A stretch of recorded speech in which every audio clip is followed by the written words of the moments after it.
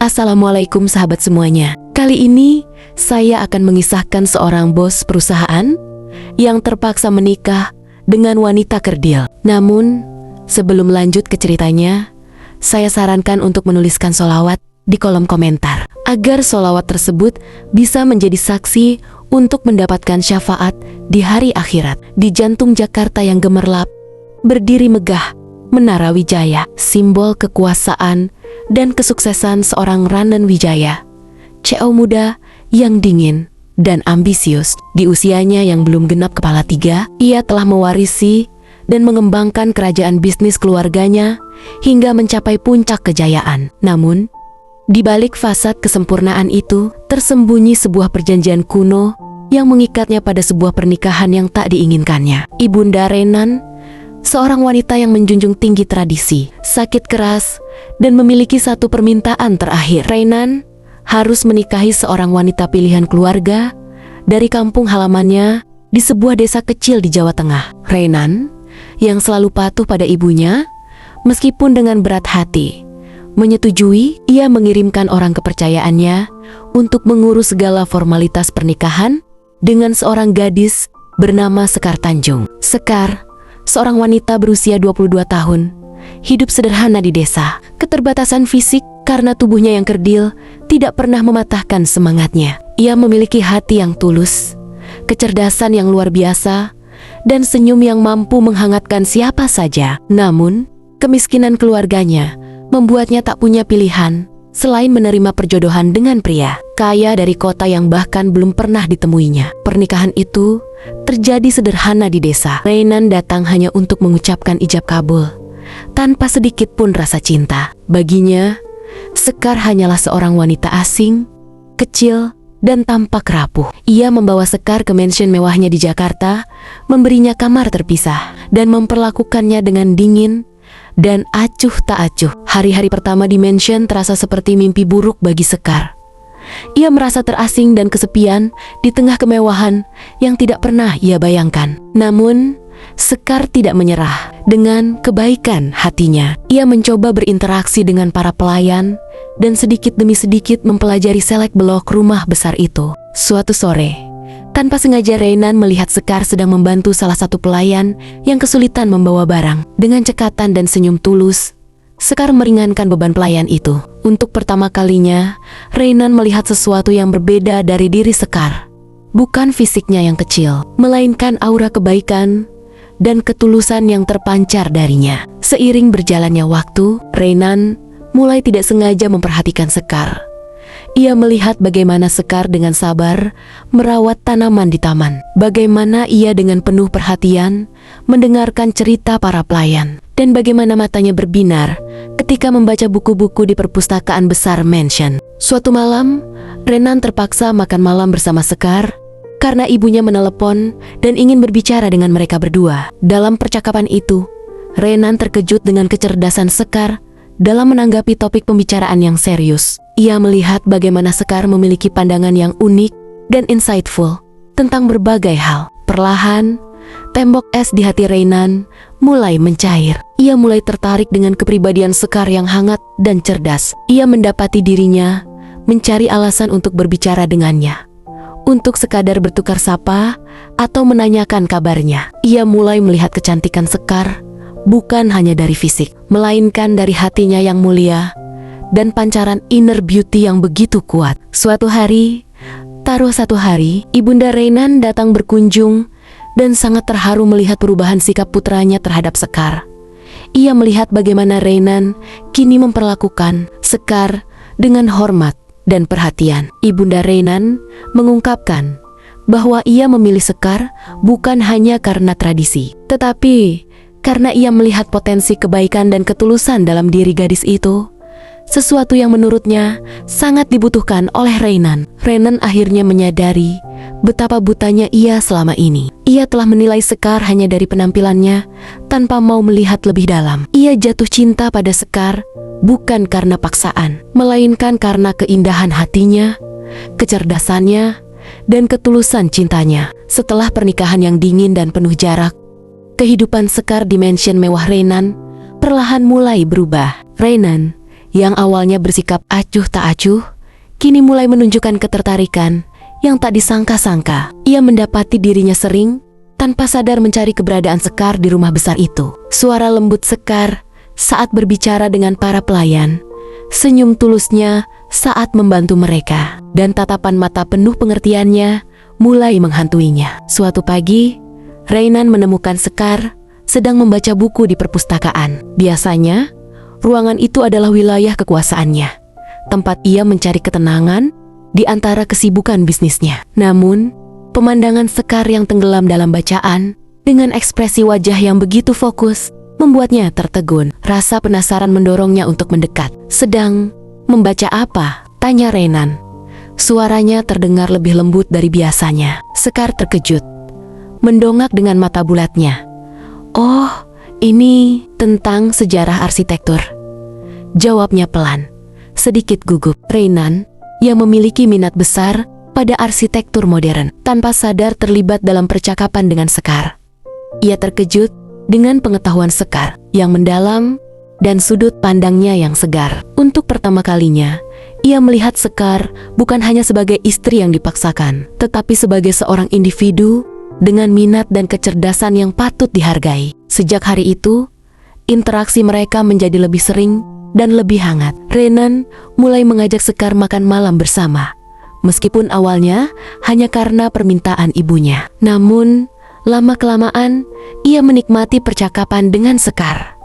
Ia menemukan bahwa di balik pembawaannya yang tenang, Sekar memiliki pemikiran yang tajam dan hati yang penuh empati. Sekar yang awalnya merasa kecil dan tidak berharga di hadapan Reynan, mulai merasakan perubahan sikap suaminya. Perhatian kecil seperti menanyakan kabarnya, menawarkan bantuan saat ia kesulitan, atau sekadar bertukar senyum, memberikan kehangatan yang belum pernah ia rasakan sebelumnya. Ia mulai berani menatap mata Reynan lebih lama dan menemukan ketulusan di sana. Namun, perjalanan cinta mereka tidaklah mulus. Lingkungan sosial Reynan, terutama rekan-rekan bisnis dan beberapa anggota keluarganya, memandang rendah Sekar.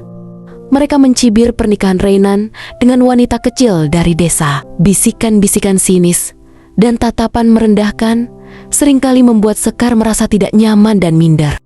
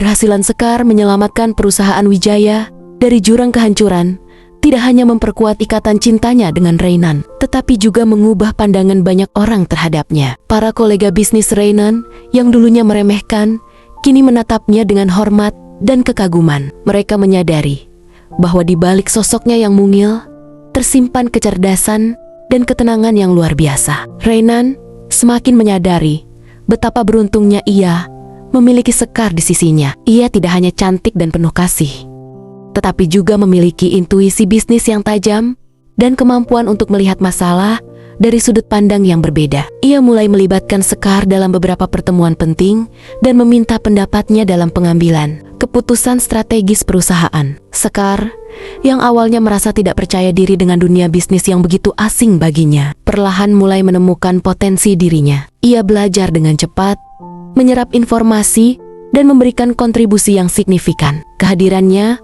membawa suasana baru dalam perusahaan, sentuhan kehangatan dan empati yang selama ini mungkin terlupakan dalam hiruk-pikuk persaingan. Namun, kebahagiaan mereka kembali diuji oleh masa lalu Reynan, mantan tunangannya, seorang wanita karir yang ambisius dan berasal dari keluarga terpandang, kembali hadir dalam kehidupannya. Wanita itu bernama Anya. Tidak pernah bisa menerima kenyataan bahwa Reynan menikah dengan wanita lain, apalagi seorang wanita biasa seperti Sekar di matanya. Anya berusaha dengan berbagai cara untuk merebut kembali hati Reynan. Ia menggunakan koneksi dan pengaruhnya untuk menekan perusahaan Wijaya, berharap Reynan akan kembali padanya demi menyelamatkan bisnisnya. Ia juga mencoba menghasut keluarga Reynan dan menyebarkan gosip miring tentang Sekar di kalangan sosialita. Sekar yang mengetahui tentang masa lalu Reynan dan Anya merasa cemas dan tidak aman. Ia takut bahwa ia tidak cukup baik untuk Reynan, bahwa suatu saat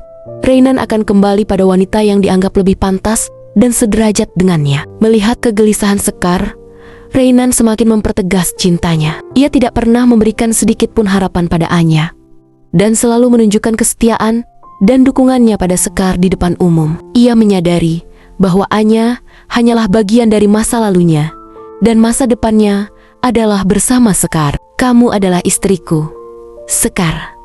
Kamu adalah belahan jiwaku, ucap Reynan suatu malam, menggenggam erat tangan Sekar. Jangan pernah meragukan cintaku padamu. Apa yang kita miliki jauh lebih berharga dari sekadar status atau kekayaan. Kata-kata Reynan menenangkan hati Sekar.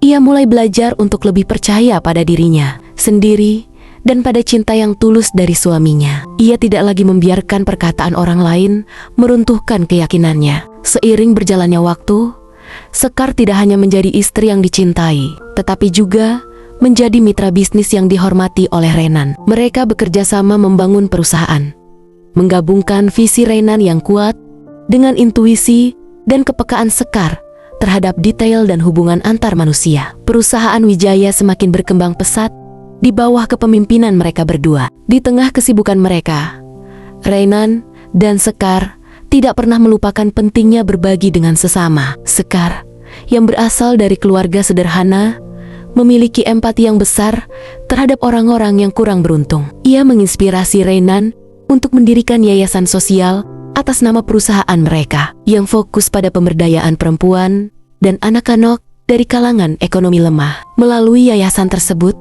Sekar aktif terlibat dalam berbagai kegiatan sosial. Ia mengunjungi desa-desa, memberikan pelatihan keterampilan, dan membantu mewujudkan impian banyak wanita yang memiliki keterbatasan seperti dirinya. Ia menjadi inspirasi bagi banyak orang, membuktikan bahwa keterbatasan fisik bukanlah penghalang untuk meraih kesuksesan dan memberikan dampak positif bagi orang lain. Di akhir episode ini, Reynan dan Sekar merayakan hari jadi pernikahan mereka yang ketiga. Mereka berdiri di balkon mansion mereka, menatap gemerlap kota Jakarta yang menjadi saksi bisu perjalanan cinta mereka. Mereka telah melewati berbagai rintangan dan membuktikan bahwa cinta sejati tidak mengenal perbedaan status, fisik, maupun masa lalu. Reynan memeluk Sekar dengan erat. Aku tidak pernah menyangka bahwa pernikahan yang awalnya terpaksa ini akan menjadi anugerah terindah dalam hidupku, bisiknya. Sekar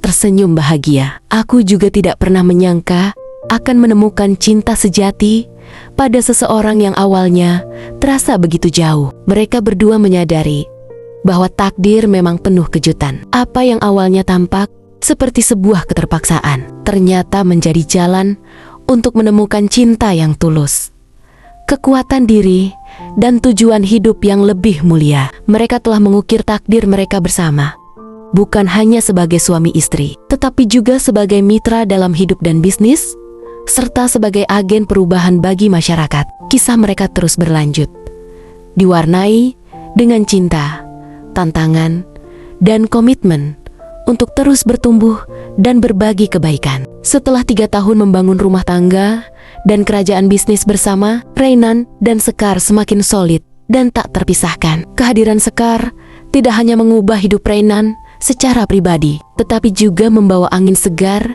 dalam budaya perusahaan Wijaya. Ia mendorong terciptanya lingkungan kerja yang lebih inklusif dan penuh empati, di mana setiap karyawan merasa dihargai dan memiliki kesempatan untuk berkembang. Suatu hari, Sekar menyampaikan kabar bahagia kepada Reynan. Ia mengandung anak pertama mereka. Kabar ini disambut dengan sukacita yang luar biasa oleh Reynan dan seluruh keluarga. Penantian akan kehadiran buah hati semakin mempererat cinta di antara mereka. Reynan menjadi suami yang semakin perhatian dan protektif, sementara Sekar memancarkan kebahagiaan seorang calon ibu. Namun, kebahagiaan itu tidak berlangsung lama. Di tengah masa kehamilan Sekar yang semakin membesar, kesehatan ibunda Reynan kembali menurun drastis. Wanita yang dulu gigih memperjuangkan pernikahan mereka kini terbaring lemah. Sekar dengan penuh kasih sayang merawat ibu mertuanya, membalas kebaikan dan kepercayaan yang pernah diberikan padanya. Di saat-saat terakhir ibunda Reynan,